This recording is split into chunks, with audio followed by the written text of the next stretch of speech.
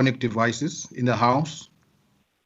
The presiding officer would have asked the whips to indicate the position of their respective parties. And the whip would then say, so many members of my party are voting yes, and these members are voting no. So we've made provision for that in the event that technology is not able to assist us to record voting. Like now, for instance, we do not have a mechanism to vote electronically. So either by voice, like in a setting like this, but in a bigger setting, voice might not assist, but the whips indicating how their members are voting would be the process to take in that regard. And the procedure to be followed is predetermined by the speaker, and directives are announced in the meeting by the presiding officer or the chairperson. Only members who are present when a vote is called shall be permitted to vote, who are present at that point when the decision is being taken. So if a member logged in and left the platform, they will not be regarded as present, the same as it applies in the House. The results of a vote are announced, and where possible, the names of members and how they voted are recorded in the minutes of proceedings. Of course, it's going to be a lot of reliance on honorable whips to assist in this regard, especially on the names of the members. But as we can see, the system does indicate who is present and who is not present. And we really would urge members to, when they create their profiles, to use their full names, your first name and your surname for easy identification. Because if you only use your first name, we will struggle, firstly, to let you into the meeting, because we must first let you into the meeting. And secondly, we may struggle to know who the member is if we do not have a surname, so that we can read this against the membership list of members. And members must ensure that their votes are recorded correctly. And Part H deals with public involvement, that access to proceedings must be facilitated in a manner consistent with participatory and representative democracy. And whenever possible, a virtual meeting must be live streamed, which is what we have been attempting to do, to live stream the sittings of the committees. And honorable members, the next part basically deals with guidelines, and this largely applies to the administration, and I don't wish to go through it. Madam Speaker and honorable members, that is the essence of the rules on virtual meetings, applicable to both plenaries of the House and to committee meetings. As indicated when I started, these were canvassed in the Chief Whips Forum, and there was broad agreement on the rules after Speaker had made a determination. Thank you, Madam Speaker. Thank you, Tate Kaso. Honorable members, your inputs? Speaker, it's Natasha. Yes, ma'am. Can I also be recognized? Can I be recognized as well, Speaker? Yes, ma'am. Majordina, you are next. Honourable Speaker, firstly, I'd like to take this opportunity to thank the Mr. Kaso and the NA table staff. I think that the broad consultation was incredibly helpful, and I think that we can all agree that, given the fact that we've moved with haste on these particular issues, is very good and very healthy, and given the fact that we stick very much to the same rules as we have in house to the virtual platforms, is also going to be very healthy. I also think that this will be a very good opportunity for the whips to really stand up and be counted, so to speak. It is our jobs to be the representation of our parties, be it on the virtual platform or be it in the House. And the whips are going to have to play a very important role. But I'm convinced that the whips can do this with ease, and it will be up to the parties to make sure that we maintain a supreme organization, because that's going to be the real trick to making these things work. So the whips are going to take a lot of responsibility on ourselves, but I would personally like to thank the NA table led by Mr. Xaso for being available to answer any questions that we had when we were debating and negotiating these particular rules. And I am very satisfied that the rules that we are going to pass today are in line with the rules and orders of the House and are certainly in line with the way we would like to see business being done on the virtual platform. Thank you very much, Ma'am Mazzoni. Ma'am Jordina? Thank you very much, Honorable Speaker. I hope I'm audible enough. Yes, you are. Thank you very much, Honorable Speaker. Let me also welcome the presentation of these rules on virtual meetings and fully support and endorse that they become our rules as per Rule 6 of the NA rules. However, when we entered this phase, we're not sure what type of an animal we're dealing with. But as time goes, we are going to perfect the system.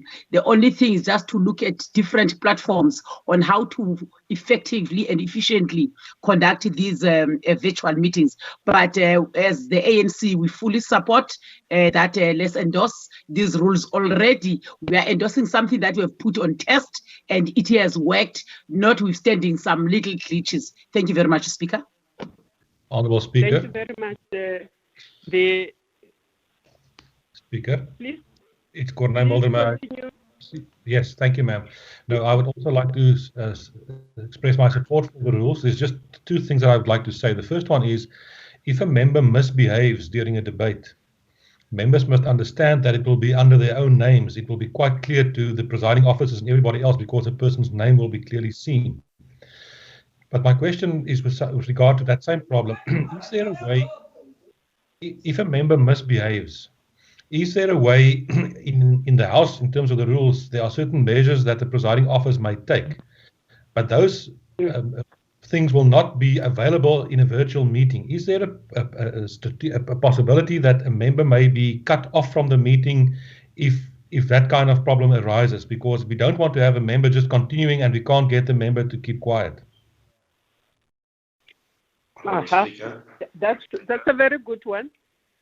And the other thing, are you going to Honourable Speaker. Yeah, yes, we must eject them from the House if they misbehave. Yes, we're all sitting but I think we must follow, I think, honourable members, we must follow the usual protocol of trying to get the member to stand down, to withdraw, and if they don't, then we can apply the rules as we have in the ordinary sitting. And then in this case, we would then cut the member out. Honourable Speaker. That it, Xaso? So they can't hear. In that thing? I had another point. I just wanted to understand when thank you for the presentation. When Mr. Xaso spoke about the virtual sitting being in Cape Town, is he reaffirming that Cape Town is where Parliament sits? To be in Cape Town. Yes, and then the other point that I thought about after we had our Chief Whip's meeting is, if, for example, all the KZN-based MPs have to go to, let's say, a Tegwini City Hall or Council room and be beamed from there into Parliament, is that something that our IT people can think about instead of us being individually connected? Thank you. Or East London, for that matter, or wherever. There's a huge centre, you comply with all the regulations and you beam from there to Cape Town. Thank you. Yes. Dr. Xaso, can you respond? Madam Speaker, I will respond to the one about how do you deal with a member who is deemed by the presiding officer to be out of order. Members will be aware that there's a Rule 80 which deals with the control of the microphones. That in the event of a member not showing due respect to the authority or obeying an order or ruling by the presiding officer may disable or switch off the microphone being used by such a member, or order that be done. So even in this instance, that would be applicable. The presiding officer can say this member must be, and there's a wait in the waiting room if it becomes pretty much problematic. In terms of the ICT question, I we'll look into that, Honorable Singh. I don't see the CIO here who could comment on that, but it's an operational matter that we will look into. Thank you. Yes. Getting rules.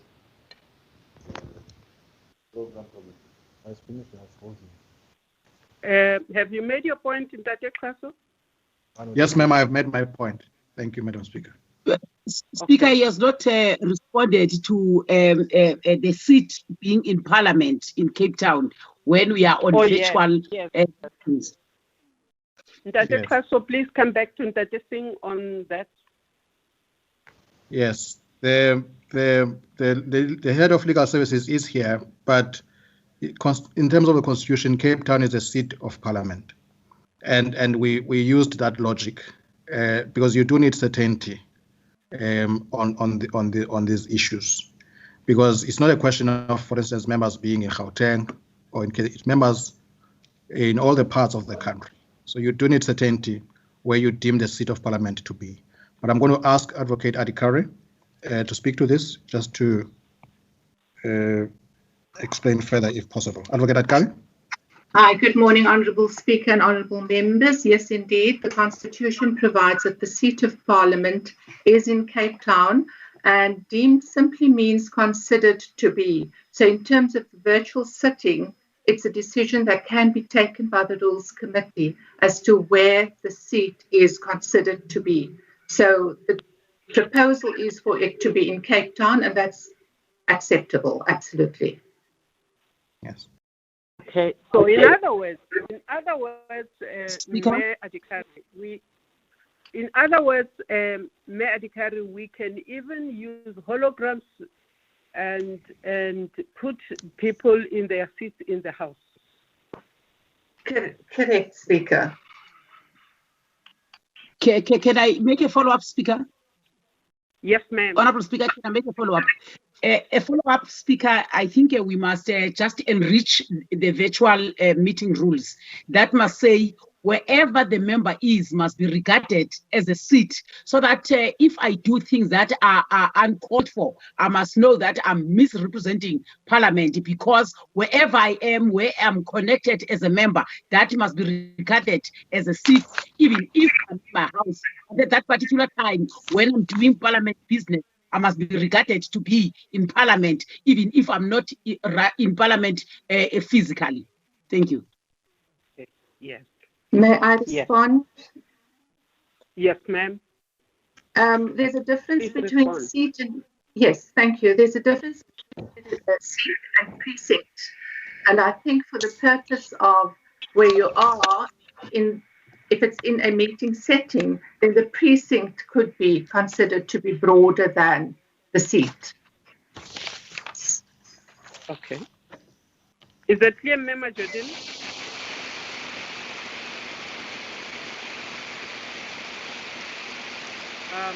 Have we lost?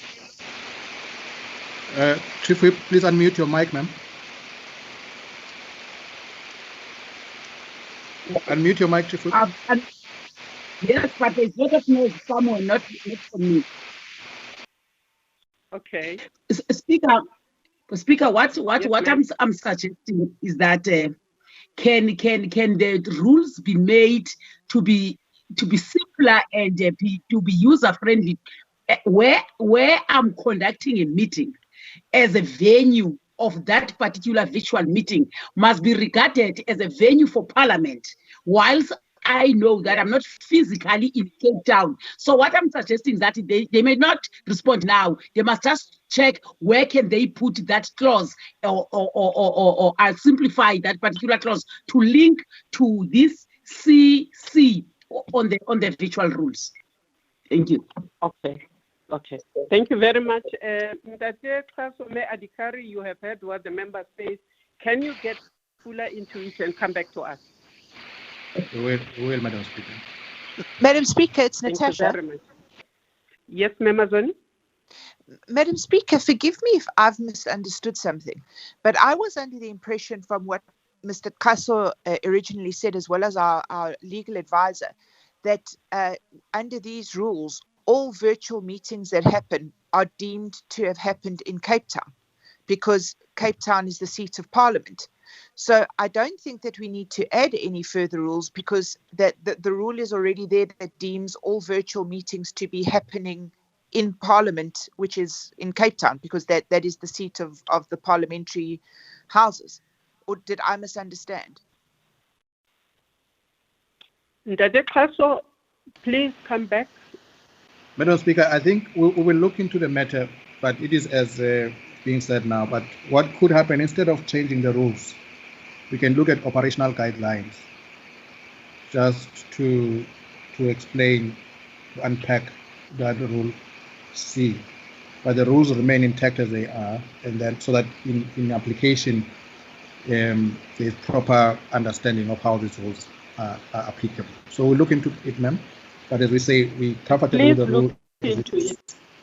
Because yes. I understand the Chief Whip also to say that my personal behavior in my house during the meeting must also not disturb the proceedings. So I must be deemed to be fully in Parliament when this thing happens. And that is why she is using seat, because when I'm in my seat, all the rules apply. But I understood what you meant. So look into it, try and see if there are other weaknesses that you can see in the rule, and get back to us. Okay. Thank you. Honourable Speaker. Honourable Speaker. Yeah, notwithstanding that they're going to look into it, Mr. Kaso, in terms of operation, I think it's going to be imperative for us to adopt the rule as tabled today so that it can be operationalized and become a rule of the House. Thank you. Okay. Honourable members, have all of us satisfied ourselves that we support the rules as put before us today? Yes, can I be recognized, Speaker? Yes, ma'am. Yes, Speaker. On behalf of the ANC, we fully support and endorse these rules to be adopted in this rules meeting. Thank you. Thank you, ma'am. There is secondment. I second the adoption. Thank you very much. So we have adopted, but we are also saying that we might want to just elaborate a little bit on some parts of the rules. Honourable members, can I then ask us to move on to item number 4, consideration of reconfiguration of the cluster system of government portfolios for the questions for ministers.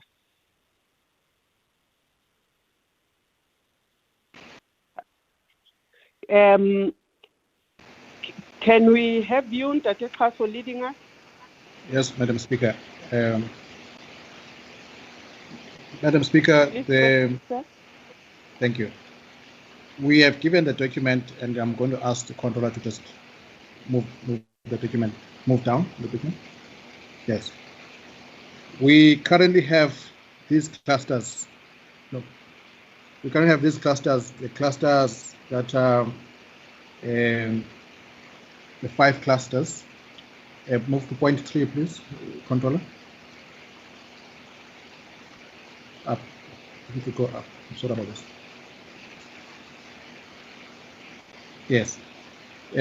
These are the 5 clusters that we currently have, which were adopted by the Rules Committee in terms of Rule 138.1, which says that questions for oral reply by ministers must be dealt with in accordance with a clustered system of government as determined by the Rules Committee. On the 7th of May, the Program Committee decided that this matter must be referred to the Rules Committee because there were proposals for the clusters to be reconsidered and possibly reconfigured. So these are the current clusters that we have at the moment. We go down the document. Point 4, please. If you could move, controller, please move to point 4 of the document.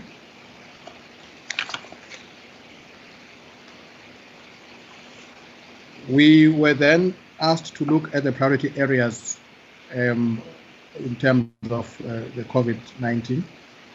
And we used the portfolios that were identified by the speaker and later discussed in the Chief Whips Forum as a basis for our option.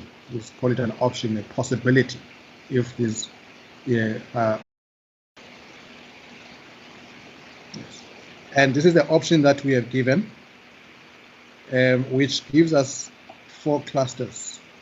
Cluster 1, where you have health, COGTA, human settlements, water and sanitation, small business development, labor employment, and cluster 2, or there's basic education also in cluster 1, defense and military veterans, police, social development, trade and industry, transport, higher education, science and technology as cluster 2, public works and infrastructure, cluster 3, public service and admin, home affairs, justice and correctional services, public enterprises, mineral resources and energy, international relations and cooperation, state security, cluster 4, sports, arts and culture, agriculture, rural development and land reform, environmental affairs, forestry and fisheries, communications, tourism, minister in the presidency, and minister in the presidency or women, youth and people with disabilities. That is the proposed option that we are putting forward, Madam Speaker and members, in the event that this committee may wish to reconfigure these clusters. This is for consideration, can be changed, can be varied. We get the guidance from ourselves. But for the purposes of next week, we're going with the current cluster of questions. So cluster 2 and cluster 3 are based on the current clusters of questions. Thank you, Madam Speaker. Thank you very much. Honourable members, the floor is open. Speaker, it's Natasha. Yes, Member Zodi. Speaker, I wonder if Mr. Kaso would be so kind as to share the screen again with the clusters, just that I can refer to them. Mr. Kaso, can you comply, please? Yes, ma'am. Thank you very much indeed. Speaker, I happen to think that the clusters, the way they look now, the proposals are quite good. But I would say a few items, if I may. For example, it would be my opinion to put clusters like public service and administration with minister in the presidency with women, youth and people with disabilities, and put them in the same cluster, because it doesn't make sense to me that they would be separated into 2 different clusters. I think that they should be in the same cluster. And then I would think, for example, that trade and industry, the Department of Trade and Industry, would be together with transport, finance, small business development in the same cluster. And then, for example, basic education would be in the same cluster as higher education and science and technology. So I think in general, the way we're moving is in the right direction. But I just think that it would be good for us to take these proposed clusters and maybe just rework them so that it just makes more sense for clusters that belong in the same. For example, the economics clusters should be gathered more concisely together, and that would certainly be my opinion. Thank you, Speaker. Thank you, ma'am. Is there any other intervention? Honourable Speaker. Yes, Speaker, can I be recognized? Honourable Speaker, followed by Member Jordina.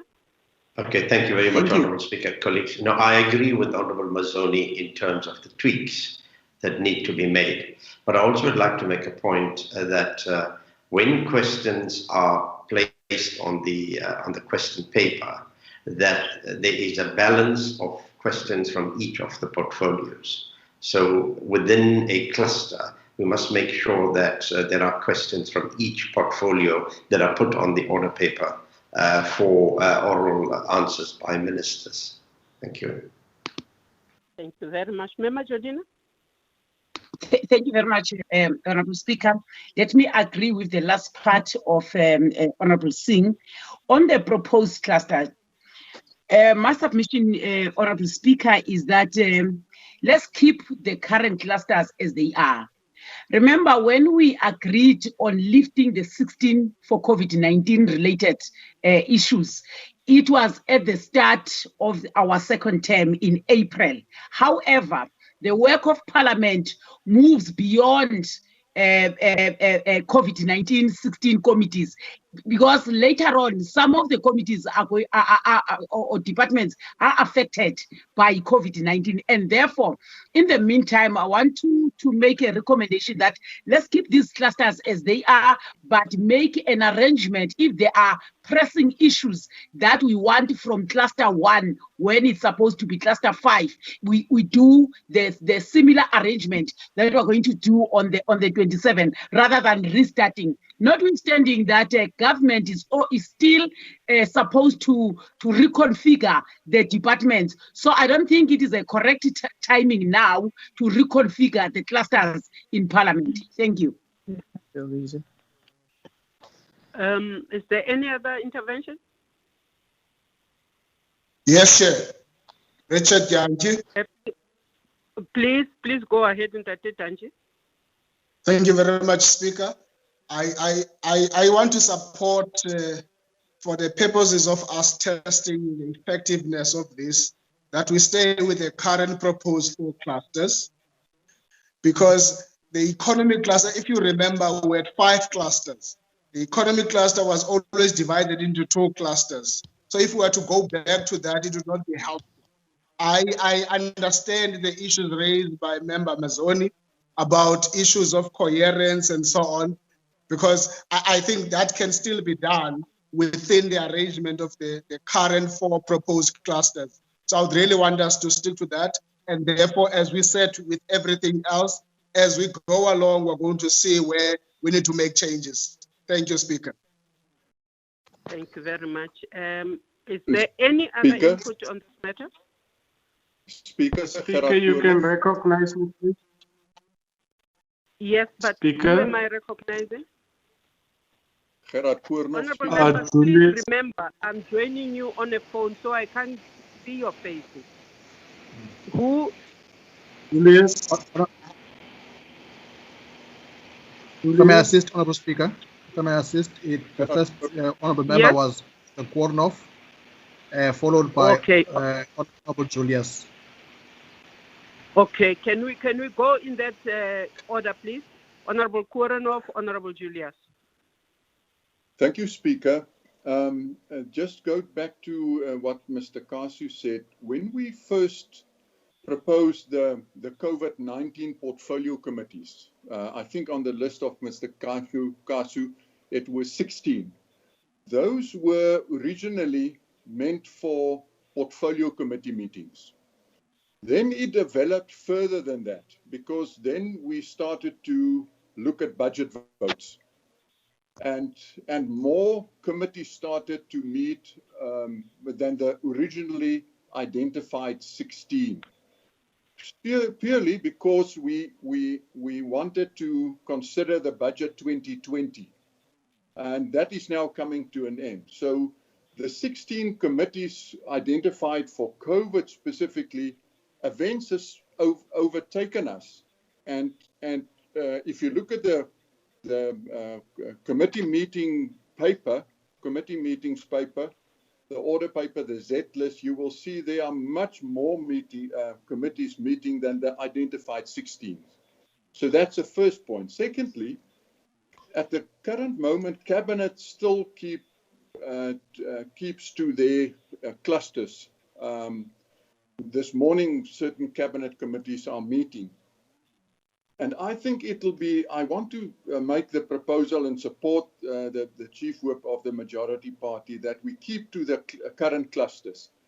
Because the 2 sets of clusters, originally, why it worked so well is because they were in balance with one another from the executive side and from the legislative side.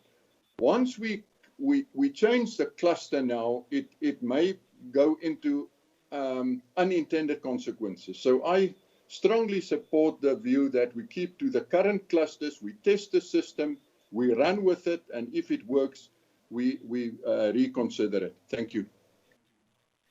Thank you. Ntate Julius?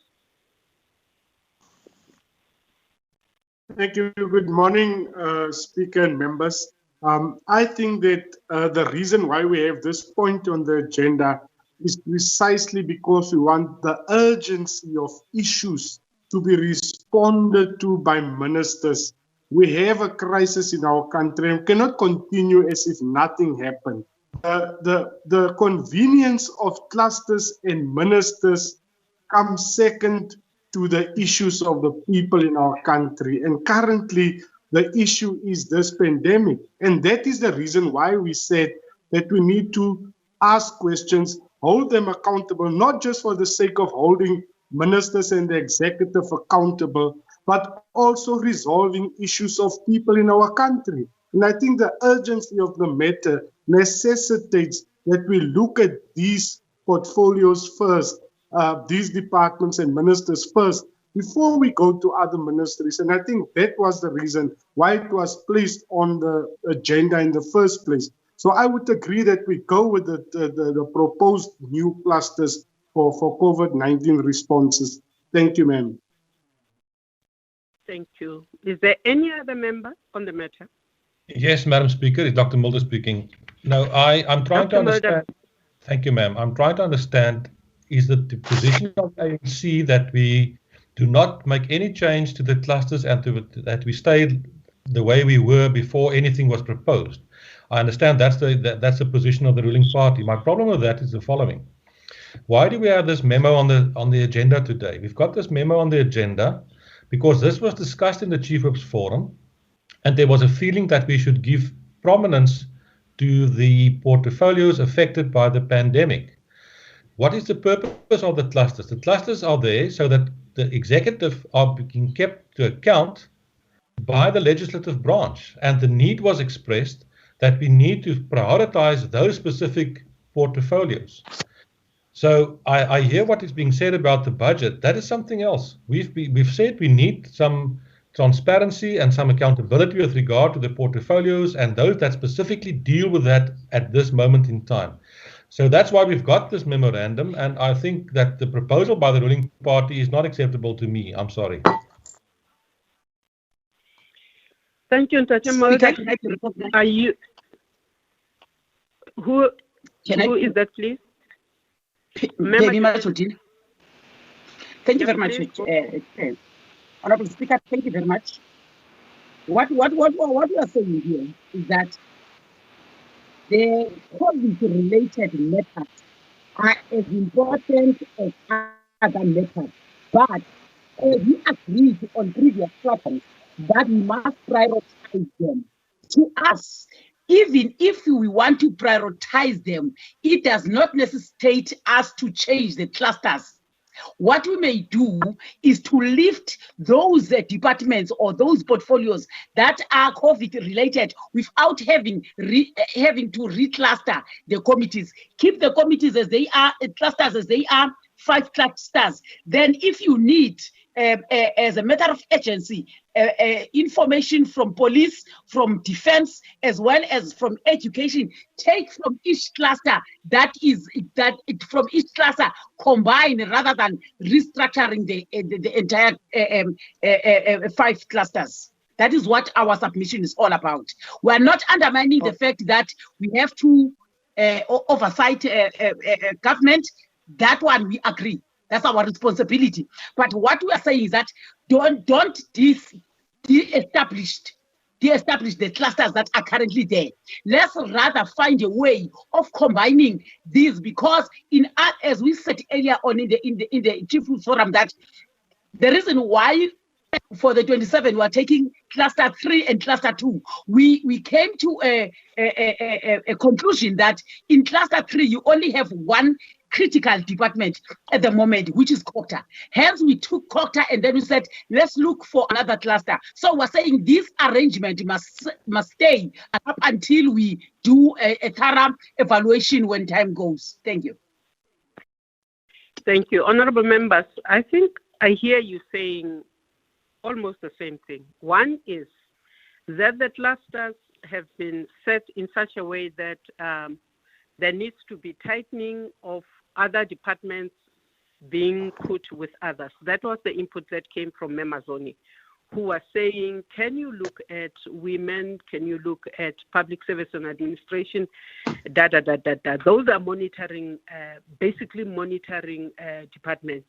But can you make sure that they also serve under a unit or in between, because they have all the other functions also?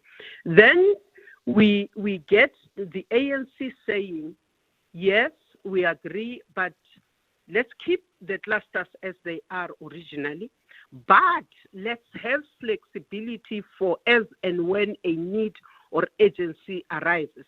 And that is why Mema Jodina said, then we are flexible and we can then pull out a cluster or a question from a department which is not necessarily in the because there is agency and there is a need to put questions there. So I seem to hear members saying, for now, let's look at what is the most urgent matter. Can a question come from a cluster outside the related cluster which is supposed to be appearing, but because it is urgent, can we be flexible enough to accommodate that? But let us also look at a situation beyond COVID-19 and retain the clusters as they are. I'm not sure whether I'm summarizing you well, but that is what I heard. So that there is flexibility into the execution, but we are also alive for maintaining what worked in the past. Did I summarize you well, or did I leave anything out? Speaker, it's Natasha. Memazoni, yes. Speaker, I hear what you're saying, and I appreciate very much your willingness to look at things like urgency. But I do want to warn that I do think it places a very unnecessary burden on your shoulder, because when and if such an occasion arises where, for example, I decide that, or the DA decides that the Department of Health must urgently answer questions, but it doesn't fall within their cluster, I would then have to write to you as the Speaker of the House and ask you to adjust the rules and use your ability as Speaker to make a decision as to whether or not there could be an allowance made. And I don't think, and I mean, I would have to be guided here by Mr. Kaso and the legal services. I don't think that anyone in Parliament currently has the authority to bypass the rules of Parliament to allow for an urgent addition to one of the specific clusters.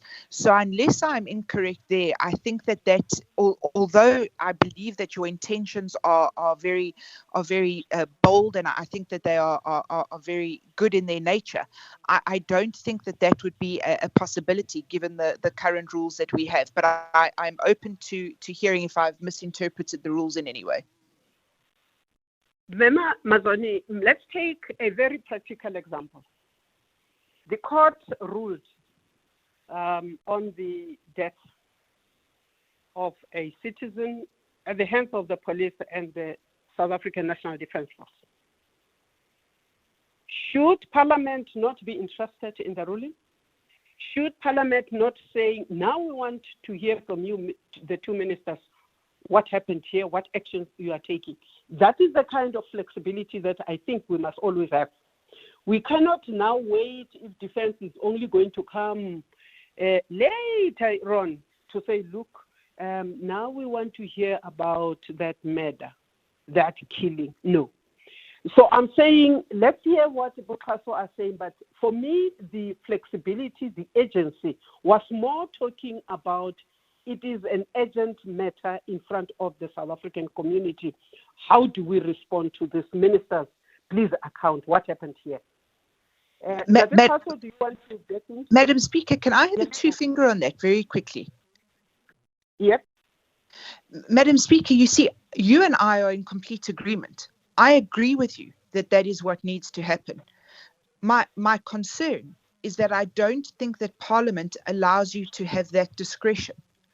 And while I do think that you should have that discretion to say, in this example that you use with the security services having to account to Parliament, I agree with you 100%.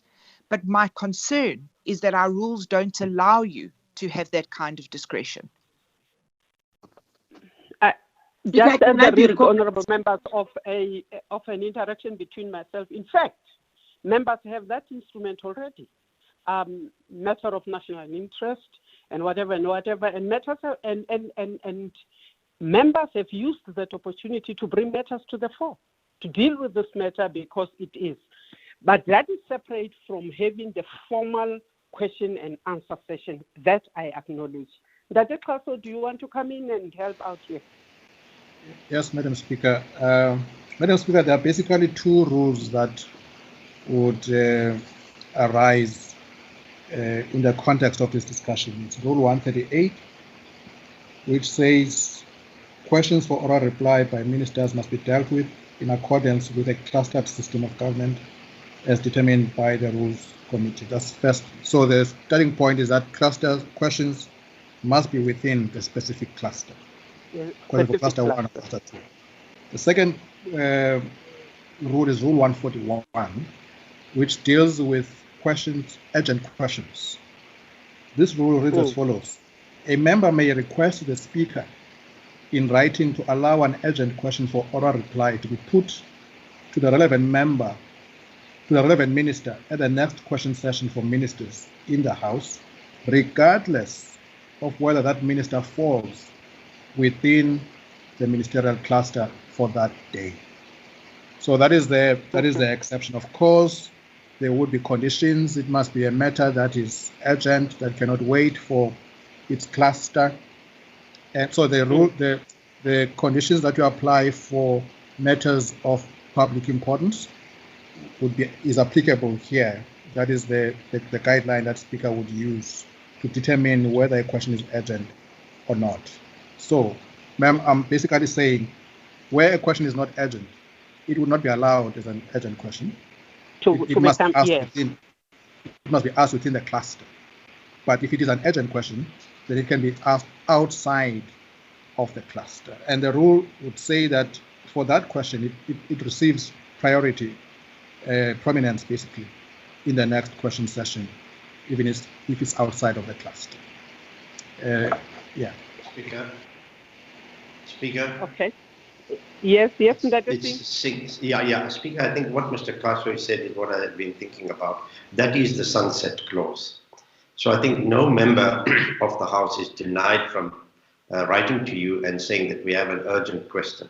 But I think for the sake of progress, maybe we should just say we've combined clusters 2 and 3 for the 27th of May. Let's take 1 and 5, for example, for the following question, and then take 4, and then keep working it like that. Let's take 2 clusters together as we've done now and see how it works with the proviso that the rules provide for these urgent questions that members may have. Thank you. Thank you. And Dr. Kaso? Combining 1 and 5? Yes. Yeah, Madam, we obviously will be guided by yourselves. For instance, it has been done for next week. 2 and 3 have been combined. So where there is political agreement on the combination of clusters, it's doable. And Mema, I would have advised also that given that there is no consensus on the matter, it's a matter that may need to be referred back to the parties to consult further. But at this point in time, as Speaker has given the guidance. Yes. Yeah. Madam Speaker, I think for urgent matters there is a rule that we can rely on. Secondly, the reason I brought you back in was to look at the suggestion from the Honourable Singh whether for the next question session we can combine 1 and 5 specifically. What does the meeting say? Chairperson, May I Yes, ma'am. react to? Yes. It's got no Mulder speaking. No, I understand that the proposal by Mr. Singh is a compromise, and that could be practical. It could assist in terms of that we have a quicker flow through the different clusters. I just want to have clarity in my mind which body of parliament will take that actual decision for every week or whatever. Will that still be the program committee after the whips consulted in the chief whips? Says the speaker. Please come in. Who? Can I come in? Yes, please. Can I come in, Speaker? Thank you very much. Speaker, can I be recognized, please? Speaker? Please proceed. Mr. Julius.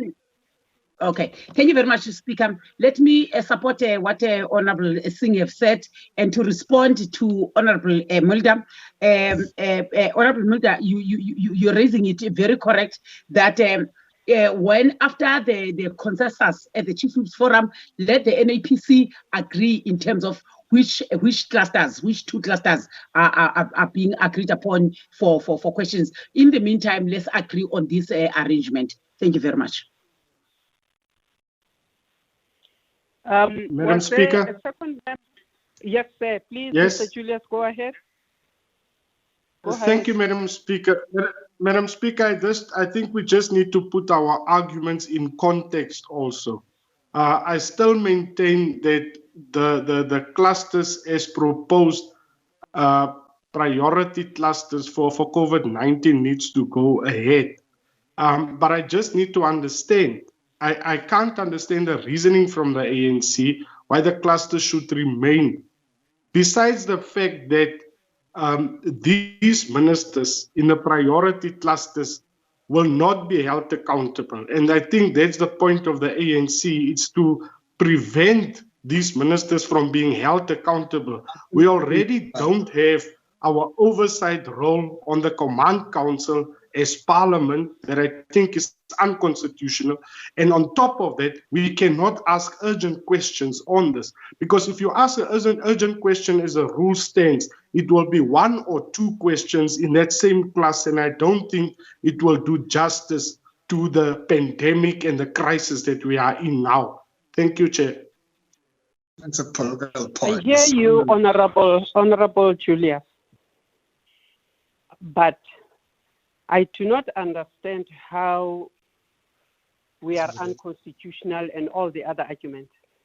I think what we need to do is say to ourselves, we are in this situation, and this situation says that we are doing business unusual. There is a compromise being suggested that says, let's agree for the next cluster. There is also an input made that says keep the clusters but be flexible, move matters as they appear urgent. So what we do need is, can we agree on the compromise, as Mr. Mulder puts it, of the suggestion by the Honorable Singh? Can we then move on to say that, but we need to come back and having digested properly whether we are saying the original clusters stay as they are or the COVID-19 clusters stay as they are, so that we don't get stuck and can't finish this meeting because we are stuck on whether or not we are holding the members to account, the members of the executive. Members of the executive can be held accountable collectively and individually as ministers. That is open for the for the members of parliament to exercise. So can we move on this, please? Yes, please. We move, we agree. Honorable Speaker, please. Majodina. Yes, please. Yes, Majodina. It will be incorrect for me to leave Mr. Julius with the accusation, strong accusation that we want to defend ministers. We're not here to defend ministers. And when we speak our opinion, we're speaking our opinion as members of this Rules Committee. We're not representing any minister here. And no one is saying they must not be held accountable. We are saying in the meantime, let's combine clusters, but also the rule 141, which allows members to ask a special or urgent question, is also going to be applied. So I don't agree, and I want to reject that we are here to defend ministers. That is not true. And he must not accuse us here. And he must just come up in debating the matter that is on the table and stop bringing matters that are not relevant by accusing the ANC here. Thank you, Member Jordina. That is precisely why earlier on I made an example about the recent court ruling on the killing of a citizen. And so for me, it is important that we finalize this issue amicably as members, that our job is not to cover anybody. Our job is to cover the citizen and the country. And that is what oversight is all about. And it doesn't matter whether it is in a debate, whether it is in a written question, on an oral question. We must use all opportunities to unite as a country on behalf of the citizens. So, honorable members, I would not want to have a meeting that degenerates because we are accusing one another of being dereligious. I hope not. I hope that we will all really prioritize South Africans.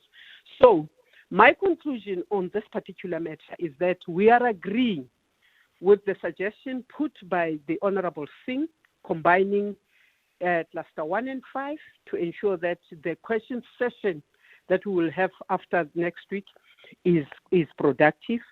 2, we are agreeing that we've got 2 rules that we can use in the meantime to deal with matters of urgency, as long as they reach us in such a way that we can really put pressure to have those urgent matters debated and be dealt with. We also agree that in the meantime, we are agreeing that we will keep the clusters as they are. You will come back to us as the Rules Committee, whether it has been a discussion again at the Chief Whip's Forum, filtered through the Programming Committee, but rules will again be seized with finalizing the issue of whether or not we want to maintain the clusters as they are, or whether we want to look at amendments in the future of how we cluster the departments. And I want to leave this matter there, that we have a compromise for now for the other session of questions, that in the meantime we are applying ourselves. Thank you very much, honorable members. That thing. Yes, ma'am. That thing. We had agreed that we would give you an opportunity to deal with an item you were considering on the unanswered questions. And I think I want to give you that opportunity now.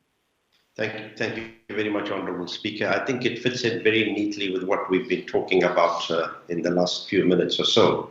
Honorable Speaker, I think we are all aware that the issue of unanswered question is a perennial problem. And I am also aware, Madam Speaker, that you hold very dear to your heart the principle that Parliament must hold the executive to account, both in theory and in practice. However, in practice, that is not happening, because when we look at the list of unanswered written questions, which was made available to us last week, there are almost 300 unanswered written questions. Now, one could say, yes, there's COVID, but what is of great concern, Madam Speaker, is that some of these questions have been unanswered from February the 13th. Now, there was no COVID at that time, and 10 days would have allowed them until the 23rd or 25th of February to respond, but those questions have not been responded to. But having said that, Honourable Speaker, I have in my possession a report of the previous Rules Committee, which was tabled in Parliament on the 25th of October, Wednesday, the 25th of October, where this matter was considered by the Rules Committee, and a report was tabled in the House but not adopted for consideration by the House. and it makes some very good recommendations of the establishment of a subcommittee that would meet on a regular basis with the Speaker, call those ministers into account for why they're not answering questions. And I'm suggesting, Honourable Speaker, that we unearth this report from the archives, look at it, and make sure that this report is tabled in this Parliament and the recommendations are implemented as soon as is possible. Thank you, Honourable Speaker. Thank you, Mr. Singh. Ndade Khaso, can you advise us on this one? This report is from this Parliament or last Parliament, and how do we deal with it? Madam Speaker, the report is from the 5th Parliament. The Rules Committee indeed considered the matter in terms of Rule 136, which says the Speaker must, in consultation with the Rules Committee, establish a system to monitor and report regularly to the House on questions that have been endorsed as unanswered on the question paper. So this subcommittee was then dealt with, and the Rules Committee agreed on it. The report was tabled as indicated by Mr. Singh, and there was a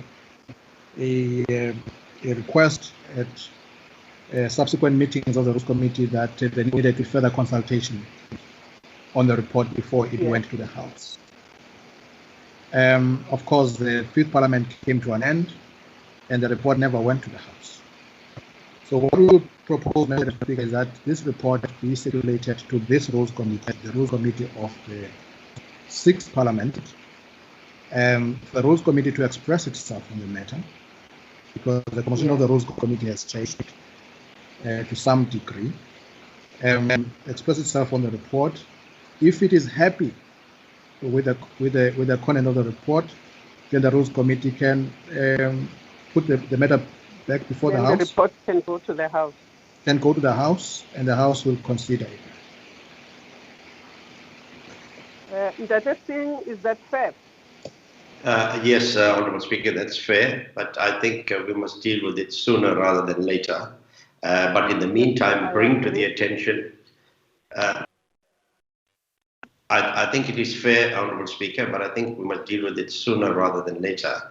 And through your office, bring to the attention of the Executive and the Leader of Government Business this unacceptable situation, and see how it can be addressed until such time that we can adopt or amend this report when it comes before the House. Thank you.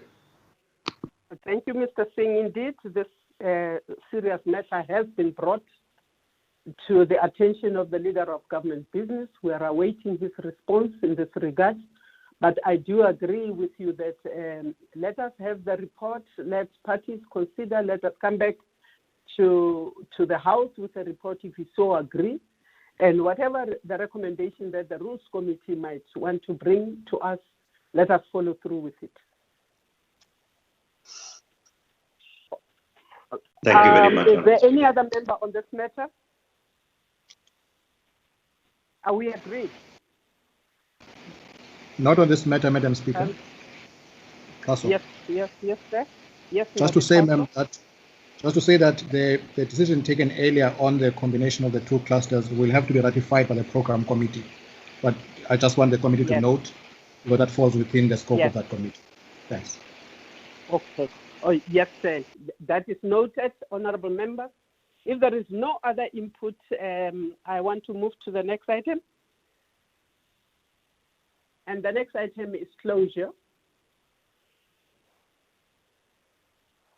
Honourable members? I second your motion, Madam Speaker.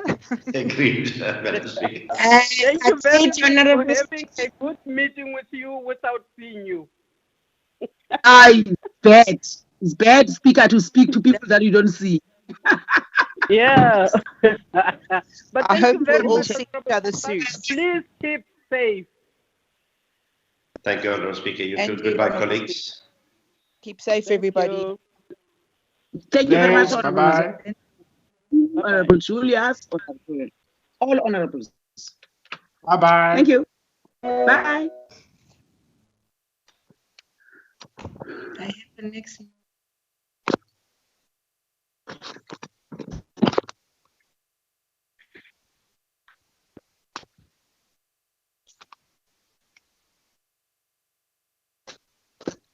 Paso.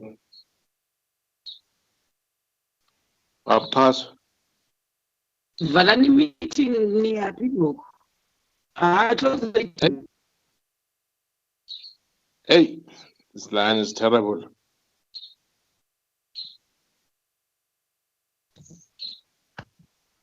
How do you leave this?